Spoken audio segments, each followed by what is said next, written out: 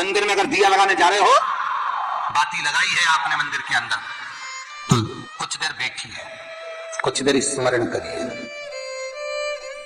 हमारे यहाँ तो यहां तक कहा गया है कि किसी मुर्दे को अगर जलाया भी जाता है तो कभी गोल बत्ती नहीं लगती। आप मटके के पास में, परिंदे के पास में, जल के पात्र के पास में कोई भी अगर दिया लगाएंगे तो वहां गोल बत्ती रखकर लगाएंगे तो घर में लक्ष्मी नहीं टिकेगी।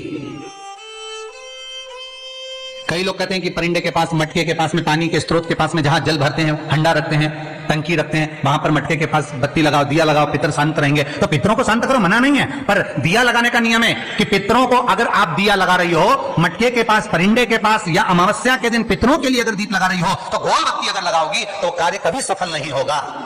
घर में लक्ष्मी नहीं टिकेगी, संपदा नहीं रहेगी, घर में कोई ना कोई बीमार पड़ा ही रहेगा। धन आएगा जाएगा, टिकेगा नहीं। इसलिए पितरों के लिए अगर दिया लगाना है, पूर्वजों के लिए दिया है, तो कपाल क्रिया तक रुकना पड़ता है कि थोड़ा रुकिए, कोई पीछे से आकर कुछ करना जाए। दीप जलाएं, थोड़ी देर रुकिए। और दीप का भी नियम है महाराज, दीप का भी नियम है। दिए में जो फूल बत्ती लगती है, गोल बत्ती लगती है, गोल वाली, ये बत्ती हमेशा कोई विष्णु भगवान की पूजन कर रहे हो, शिव जी की पूजन कर रहे हो, कोई अन्य देवता का अगर आप स्मरण कर रहे हो तो गोल बत्ती लगाई जाती है। भगवान के मंदिर में पूजन कर रहे हो तो गोल बत्ती लगाओ। लंबी बत्ती, लंबी वाली जो बत्ती होती है लक्ष्मी की पूजन में, देवी पूजन में, जितनी भी माताओं की आप पूजन करोगे, जितनी भी देवियों का आप स्मरण करोगे, उसमें लंबी बत्ती का प्रमाण है। पितरों की पूजन में लंबी बत्ती का प्रमाण है। लगाना है पितरों के लिए अगर दीप लगाना है तो लंबी बत्ती लगाइए, लंबी बत्ती। महाराज लंबी बत्ती का प्रमाण हमारे यहां शास्त्र का, गोल बत्ती का प्रमाण। और सुंदर चरित्र कहां, यदि आपके जीवन में बहुत ज्यादा लक्ष्मी से तकलीफ है, कष्ट बहुत ज्यादा है, या संबंध खराब हो रहे हैं, बहू और बेटों के संबंध खराब हो रहे हैं, अदालत में बात चली गई कि लड़की और लड़के का तलाक होने वाला है, बहू अपने घर जाकर बैठ गई, आने को तैयार नहीं है, जमाई अपने घर रह गया, लड़की को लाने को तैयार नहीं है, सास बहू में आपस में तनमन चल रही है, प्रेम बिल्कुल नहीं है, या लक्ष्मी आती ही नहीं, बहुत कष्ट है, जमीन जायदाद पड़ी बिक नहीं रही, तो एक काम करना, इतना दुख अगर आपके जीवन में है तो कार्तिक के महीने तक रुको, और कार्तिक का महीना आए, त्रयोदशी तिथि आए, कोई सा भी हो, सोमवार, रविवार, मंगल, बुध, कोई सी भी त्रयोदशी, प्रदोष, कोई सी भी प्रदोष तिथि आए, उस दिन तुलसी की लकड़ी, पहले से तुलसी आपके घर में अगर सूखी हो, तुलसी सूख गई हो, तो उसकी जो लकड़ी होती है, उस लकड़ी का 7 लकड़ी का बंडल बनाकर दीप बना लो।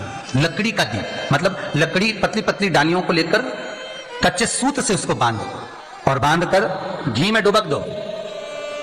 कार्तिक के महीने में शुक्ल पक्ष की त्रयोदशी तिथि जब आए, प्रदोष का जब व्रत आए, उस दिन भगवान के मंदिर में, शिव मंदिर में नहीं, भगवान किसी भी देवता के मंदिर में, विष्णु के मंदिर में, नारायण के मंदिर में, कृष्ण मंदिर में, राम मंदिर में, किसी भी मंदिर में, मंदिर ना हो तो अपने घर के मंदिर में शाम के समय पर उस तुलसी की लकड़ी का दीप, दिया भरकर उसमें घी डालकर जो दीप प्रकट कर देता है, जला देता है, दीप को प्रज्वलित कर देता है, उसके घर में कभी संपदा की कमी नहीं होती। महाराज विष्णु पुराण में स्पष्ट लिखा है।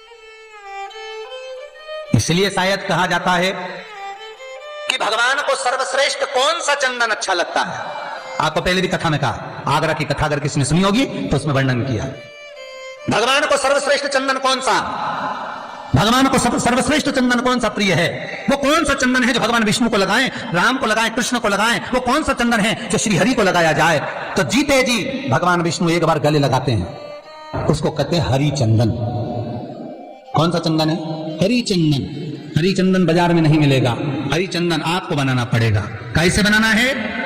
तुलसी जब सूख जाए उसकी जड़ को निकाल लिया जाए, वो जड़ को पानी में धो लिया जाए, धोने के बाद उसको सिलबट्टे पर, पत्थर पर घिसा जाए, और घिसकर उसमें थोड़ा सा कुंकू, रोली डालकर तैयार कर कर जो भगवान विष्णु के मस्तक पर, कृष्ण राम के मस्तक पर लगा देते हैं, और उसकी एक बिंदी अपने हृदय पे लगा लेते हैं, जीते जी भगवान एक बार उसको गले लगाते ही हैं। हरि चंदन प्रियता। जैसे शिव महापुराण में रुद्र चंदन का भाव है, शिव महापुराण में रुद्र चंदन का प्रमाण दिया जाता है। अगर आपने लिंग पुराण पढ़ी हो तो उसका 5वां स्कंद अवश्य पढ़िएगा महाराज। और शिव महापुराण अगर पढ़ रहे हो तो उसका कुमार खंड पढ़िएगा, जिसमें रुद्र चंदन का प्रमाण है। रुद्र चंदन कैसा, रुद्र चंदन का प्रमाण कैसा? तो महाराज कहा, चंदन घिसकर, पीला चंदन घिसकर उस चंदन को 3 मुखी रुद्राक्ष पर लपेट लिया जाता है। 3 मुखी रुद्राक्ष पर उस चंदन को लपेटा जाता है। लपेटोगे उसके बाद उसको ऐसा गोल करोगे तो एकदम चिकना हो जाएगा, एकदम चिकना, ठीक है, एकदम चिकना हो जाएगा। और उस चंदन को आप शिवरात्रि के दिन, और कोई से भी महीने की शिवरात्रि, किसी भी महीने की हो, सब फलदायी होती है।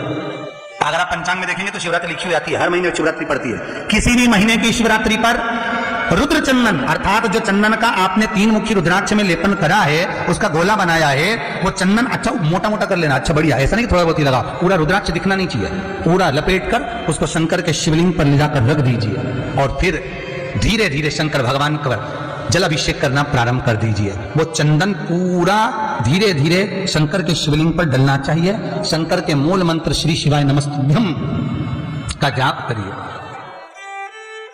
ये कहलाता है रुद्र चंदन। इस चंदन के अभिषेक से महाराज जो काम नहीं होता आप कर कर उस कार्य को प्राप्त कर सकते हो, सिद्ध कर सकते हो। रुद्र चंदन